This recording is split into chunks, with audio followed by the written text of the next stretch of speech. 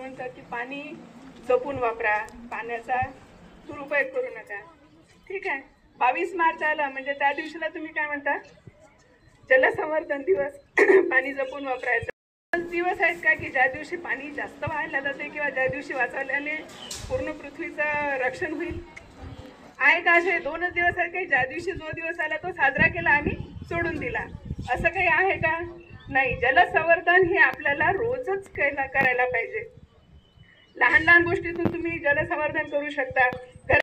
जसं समुद्राचं पाणी खारट असते, त्यानंतर बाकीचं बर्फातून निघणारं पाणी आहे किंवा केमिकल आपल्या कारखान्यामध्ये जे पाणी असते ते पाणी नदीमध्ये सोडलं जाते, त्यामुळे ती नदी ती दूषित होते. ते पाणी हे आपल्या काहीच कामात राहत नाही. शुद्ध पाणी हे फक्त 1% आहे.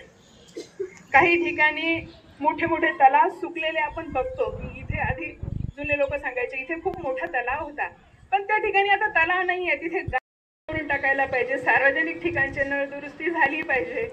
काही ठिकाणी पाण्याच्या टाक्या असतात त्या धो वाहून खाली पाणी जात असते. त्या ठिकाणीही म्हणजे आपल्याला जर दिसलं तर खरोखर तिथे जाऊन कंप्लेंट करायची की हे पाणी वाया जाते, याला काहीतरी तुम्ही दुरुस्ती करा. सार्वजनिक ठिकाणीही तुम्ही ह्या गोष्टी सांगायला पाहिजे. तर आपलं जे जलसंवर्धन आहे, तुम्हाला माहिती आहे ना पृथ्वीवर किती टक्के पाणी आहे, हे तर तुम्हाला सगळे शाळेमध्ये शिकवतातच.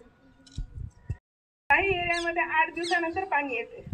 त्यांच्या घरी ते 8 दिवस चांगले राहिलेलं असते, बरोबर आहे. ते 8 दिवस बिचारे ते पाणी वापरतात. काही ठिकाणी तुम्ही गेले, आता तुम्ही राजस्थानमध्ये गेले, तुमच्याजवळ 1 बॉटल पाणी आहे, तुम्ही फिरताय, लांबपर्यंत वाळवंट दिसते, त्या वाळवंटामध्ये कुठेच पाणी नाही आहे, तर ती बॉटल तुम्हाला कुठपर्यंत पाशी होणार नाही, जोपर्यंत दुसरी बॉटल मिळणार नाही, जोपर्यंत. म्हणजे हा पाण्याचा दुरुपयोगच आहे.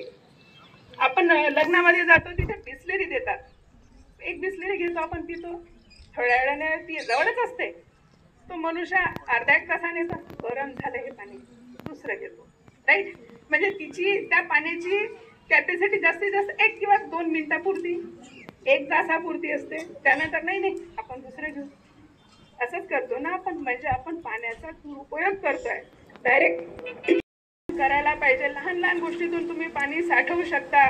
पाणी तुम्ही पावसाळ्यामध्ये, आता आम्ही मागच्या वर्षीला आम्ही प्रोजेक्ट घेतला होता,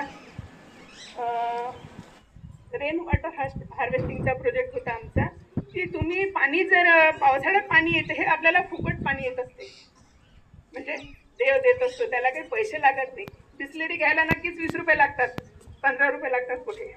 पण देवाचं जे पाणी आहे हे जर तुम्ही आपली गच्ची पावसाळा यायच्या आधी जर तुम्ही साफ करून ठेवली, त्या ठिकाणी जर कचरा नाही ठेवलं, स्वच्छ करून घ्यायची, पहिलं पाणी तुम्हाला पाहिजे तर जाऊ द्यायचं, ते पाणी तुम्ही एका पाईपा वाटे एका ठिकाणी खाली खोल खड्डा करायचा आणि त्यात जाऊ द्यायचं.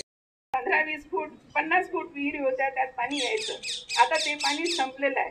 आता बोरिंग करतात, त्या बोरिंगचं पाणी तुम्ही 50, 100, 200 फूट बोरिंग केलेलं असते. हे पाणी 1 वर्षाचं आहे, जुनं आहे, तरी ते जुनं झालेलं नाही आहे, ते वापरतो आपण, बरोबर आहे ना. म्हणजे हे जे डोक्यामध्ये गेलेलं आहे की हे पाणी खराब झालेलं आहे, हे पाणी हे सगळं काढून टाका तुम्ही. ते पाणी तुम्ही व्यवस्थित वापरलं तर ते चांगलंच पाणी असते, फक्त तुम्ही त्याचं निराकरण करायला पाहिजे. पाणी तुम्ही वाया नका जाऊ देऊ. हे जमिनीमध्ये गड्डा करायचा, त्यात ते पाणी जाऊ द्यायचं, म्हणजे तिची पण तहान होईल.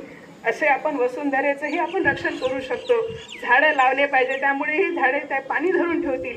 म्हणजे पुढच्या पिढीला म्हणतात ना, पाणी है तो जल है तो जीवन है, ह्याच्या म्हणी आहे, फक्त म्हणायच्या किंवा लिहायच्या नाहीत, हे आत्मसात करा आणि जलसंवर्धन करा. झाडे लावा, झाडे जगवा. आणि होळीचा 1 दिवस कलर खेळले, पाणी वापरलं तरी चालेल, पण वर्षभर पाणी जपा.